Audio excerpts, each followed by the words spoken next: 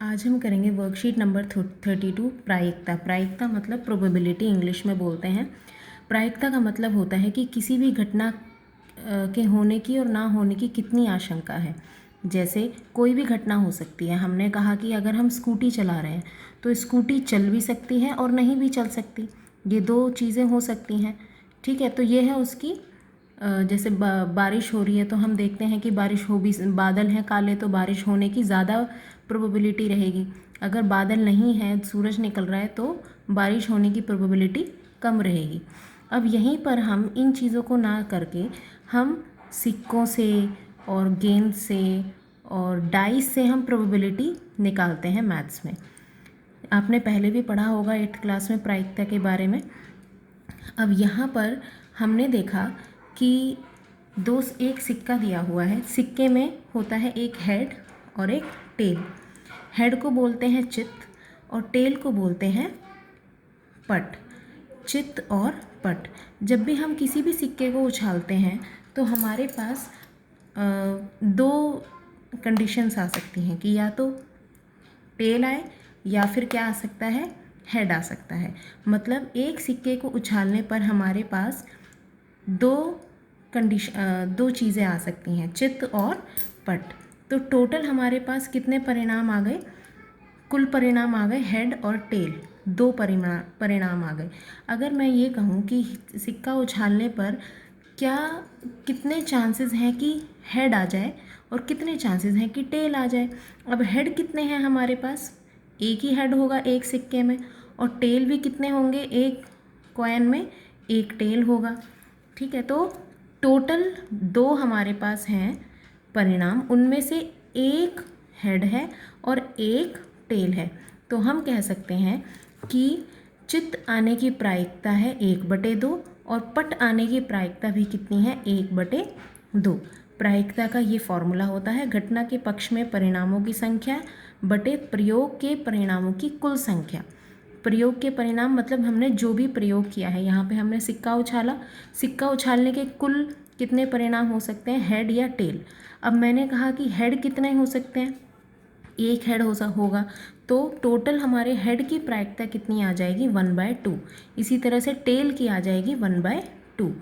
अब मैं कहती हूँ कि मैंने अब एक डाइस उछाला, पासा बोलते हैं इस तरह से जो होता है, जिससे हम लूडो भी खेलते हैं। इस पासे में 1 से लेकर 6 तक बिंदु होते हैं, अलग अलग 1 2 3 4 5 6। अब टोटल हमारे पास कितने नंबर्स आ सकते हैं? 1 से 6 तक कितने नंबर आ सकते हैं? 6 हो गए, 1 2 3 4 5 6। अब इसमें मैंने कहा एक कितनी बार आ रहा है? इसमें एक बार। 2 भी कितनी बार है? सिर्फ एक बार। 3 भी कितनी बार दिखता है? एक बार। ठीक है, इस डाइस में ये भी एक बार आता है, 2 भी एक बार दिखता है, 3 भी एक बार दिखता है। तो इन सब के आने की प्रायिकता क्या है? 1/6। टोटल हमारे पास आउटकम्स हो जाएंगे 6 और कुल परिणाम हमारे पास हो जाते हैं 6। और उसी में से अगर मैं कहूँ पासे में एक आने की प्रायिकता, एक आने की प्रायिकता क्या है? अब एक पासे में एक ही बार होगा तो वो हो जाएगा 1/6। इसी तरह से 2 आने की प्रायिकता क्या होगी? वो भी 1/6, क्योंकि 2 भी एक बार ही दिखता है पासे में। 3 आने की प्रायिकता क्या होगी? वो भी 1/6, अगर हम उसको एक ही बार उछाल रहे हैं तो। ये हमने कहा है जब हम उसको एक बार उछाल रहे हैं। ठीक है, एक बार उछाला तो एक भी एक ही बार आएगा, 2 भी एक ही बार आ सकता है, 3 भी एक बार। ठीक है, तो ये इन सभी के आने की प्रायिकता क्या हो जाएगी? 1/6। एक आने की प्रायिकता, 2 आने की प्रायिकता, 5 प्राप्त करने की प्रायिकता, हर किसी की प्रायिकता कितनी हो जाएगी? 1/6। और एक और चीज़, संभावित परिणाम कैसे होते हैं? संभावित परिणाम वो होते हैं जब प्रयोग के प्रत्येक परिणाम के आने का संयोग और प्रायिकता एक ही होती है, तब ऐसे परिणाम को संभावित परिणाम कहते हैं। ठीक है, जैसे हमने देखा था चित्त आने की प्रायिकता 1/2, पट आने की प्रायिकता 1/2, इन दोनों की प्रायिकता सेम है। ठीक है, एक है, तो ये समसंभावित हो जाएंगे। इसी तरह से पासे में जब हम उछाल रहे हैं 1 2 3 4 5 6, इन सभी के आने की प्रायिकता भी 1/6 है, तो ये भी समसंभावित परिणाम कहलाएंगे। ये हमने कर लिया है। परिणाम 2 की प्रायिकता 1/6, परिणाम 5 की प्रायिकता भी 1/6 समसंभावित हैं। हाँ, ये सभी समसंभावित हैं। अब हमने देखा एक क्वेश्चन, एक थैले में 4 लाल गेंदें और 2 पीली गेंदें हैं। 4 लाल और 2 पीली। एक लाल गेंद आने की प्रायिकता क्या होगी? 4 लाल हैं और 2 पीली हैं, मतलब कुल गेंद कितनी हो गई? टोटल बॉल्स 4 + 2 6 हो गई। तो ये हो गया हमारा कुल, मतलब प्रयोग के परिणामों की कुल संख्या। डिनोमिनेटर जो आएगा वो आएगा कितना? 6। अब इसमें उन्होंने पूछा कि एक लाल गेंद आने की प्रायिकता क्या होगी? एक लाल गेंद, और टोटल लाल गेंद कितनी है? 4। तो 4 में से कोई भी एक आ सकती है, तो लाल गेंद आने की प्रायिकता आ जाएगी,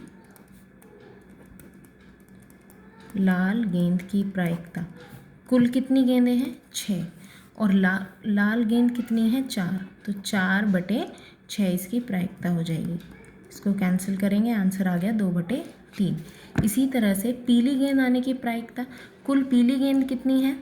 2, तो और टोटल गेंद है 6, तो 2/6 आ जाएगी पीली गेंद की प्रायिकता। क्या इस प्रयोग के सभी परिणाम संभावित है? क्या इन दोनों की प्रायिकता सेम आ रही है? 2/6, 2/6 में क्या आ जाएगा? 1/3, और ये 2/3, दोनों बराबर नहीं है, तो ये समसंभावित नहीं है। ठीक है। अब इसके अभ्यास प्रश्न। 2 सिक्कों को एक साथ उछालने पर आने वाले संभावित परिणामों को लिखिए। पहले हमने एक सिक्का उछाला था, तो कितना आया था? हेड या टेल। अब हम उछालेंगे 2 सिक्के, एक ये है और एक ये है। माना पहले सिक्के में हेड आ गया, ठीक है, पहले सिक्के में क्या आया? हेड। तो दूसरे सिक्का जब मैं उछाल रही हूँ तो टेल भी आ सकता है। एक तो हो गया हेड और टेल, ये कॉम्बिनेशन हो गया। फिर मैंने दूसरा उछाला तो उसके साथ क्या आ सकता है? Head head.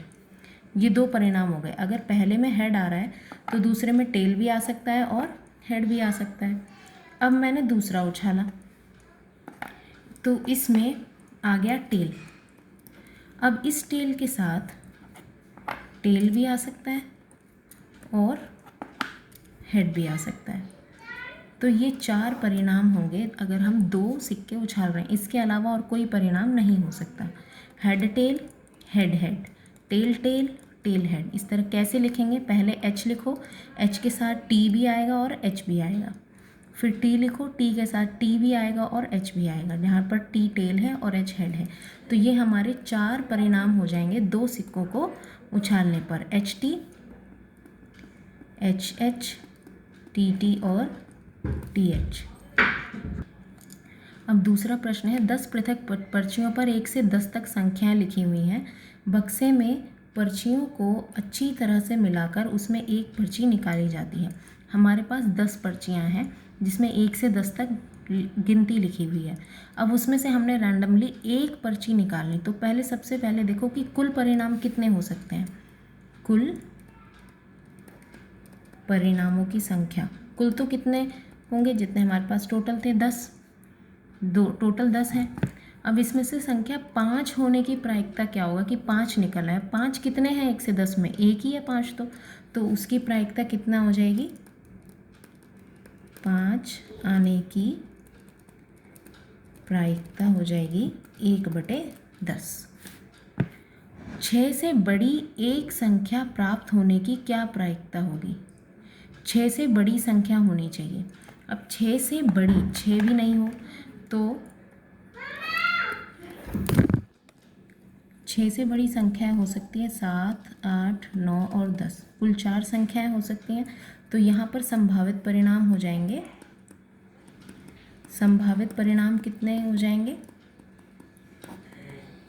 4। उनकी संख्या, संभावित परिणामों की संख्या हो जाएगी 4, और कुल है हमारे 10, तो इसका आंसर आ जाएगा 4/10 2/5।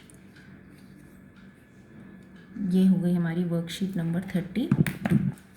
दोबारा देखेंगे और अपने आप करने की कोशिश करेंगे।